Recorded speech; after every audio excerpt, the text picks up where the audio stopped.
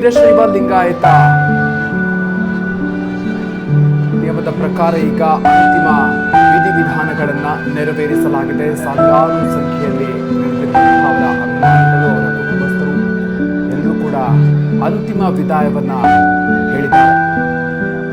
ವೀರಶೈವ ಲಿಂಗಾಯತ ಸಂಪ್ರದಾಯದ ಪ್ರಕಾರ ಈಗ ಎಲ್ಲ ಪ್ರಕ್ರಿಯೆಗಳು ಕೂಡ ನೆರವೇರಿಸಲಾಗಿದೆ. ಪಂಚಪೀಠದ ಜಗದ್ಗುರುಗಳು ಕೂಡ ಈ ಸಂದರ್ಭದಲ್ಲಿ ಪ್ರಕ್ರಿಯೆಯಲ್ಲಿ ಭಾಗಿಯಾಗಿದ್ದರು. ಅವರ ರಾಜಕೀಯ ಸ್ನೇಹಿತರು, ಅದರ ಜೊತೆಗೆ ಅವರ ಕುಟುಂಬದ ಸದಸ್ಯರು ಕಣ್ಣೀರಿನ ವಿದಾಯವನ್ನು ಹೇಳಿದ್ದಾರೆ. ಹಿರಿಯ ರಾಜಕಾರಣಿ, ಶಿಕ್ಷಣ ಪ್ರೇಮಿ, ಅಖಿಲ ಭಾರತ ವೀರಶೈವ ಮಹಾಸಭಾದ ರಾಷ್ಟ್ರೀಯ ಅಧ್ಯಕ್ಷರೂ ಆಗಿದ್ದಂತಹ,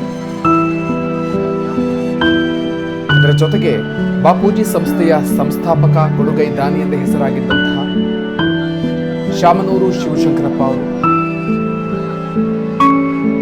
ಶಿವೈಕ್ಯರಾಗಿದ್ದಾರೆ. ಅಜಾತ ಶತ್ರುವಿಗೆ ಎಲ್ಲರೂ ಅಂತಿಮ ನಮನವನ್ನ ಸಲ್ಲಿಸಿ ವಿದಾಯವನ್ನ ಹೇಳಿದ್ದಾರೆ. ಶಾಮನೂರು ಶಿವಶಂಕರಪ್ಪ ಇನ್ನು ಕೇವಲ ನೆನಪು ಮಾತ್ರ. ಕ್ರಿಯಾ ಸಮಾಧಿ ಮೂಲಕ ಶಿವೈಕ್ಯರಾಗಿದ್ದಾರೆ. ಪತಿ ಪಾರ್ವತಿ ಸಮಾಧಿಯ ಪಕ್ಕದಲ್ಲೇ ಅವರ ಅಂತ್ಯಕ್ರಿಯೆಯನ್ನ ನೆರವೇರಿಸಲಾಗಿದೆ. ಶಾಸ್ತ್ರೋಕ್ತವಾಗಿ ಎಲ್ಲ ಪ್ರಕ್ರಿಯೆಗಳನ್ನು ಕೂಡ ಈಗ ನಡೆಸಲಾಗ್ತಾ ಇದೆ.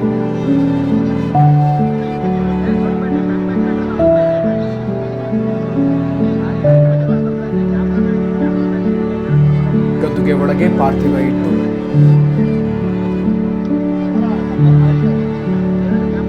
ವಿಭೂತಿ,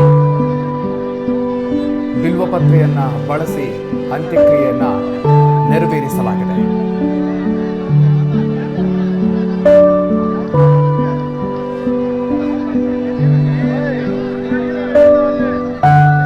ಇದಕ್ಕೂ ಮುನ್ನ ಸರ್ಕಾರಿ ಗೌರವಗಳನ್ನು ಕೂಡ ಸಲ್ಲಿಸಲಾಯಿತು. ಪೊಲೀಸರು 3 ಸೊತ್ತು ಕುಶಾಲು ತೋಪನ್ನ ಸಿಡಿಸಿ ಗೌರವ ಸಲ್ಲಿಸಲಾಯಿತು. ಅದಾದ ನಂತರ ಪಾರ್ಥಿವ ಶರೀರಕ್ಕೆ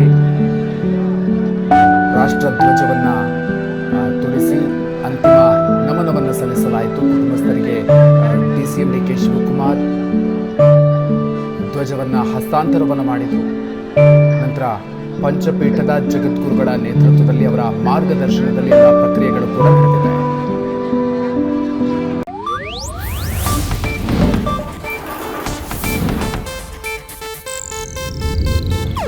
ಇದು ಏಷ್ಯಾನೆಟ್ ನ್ಯೂಸ್ ನೆಟ್ವರ್ಕ್ ಪ್ರಸ್ತುತಿ.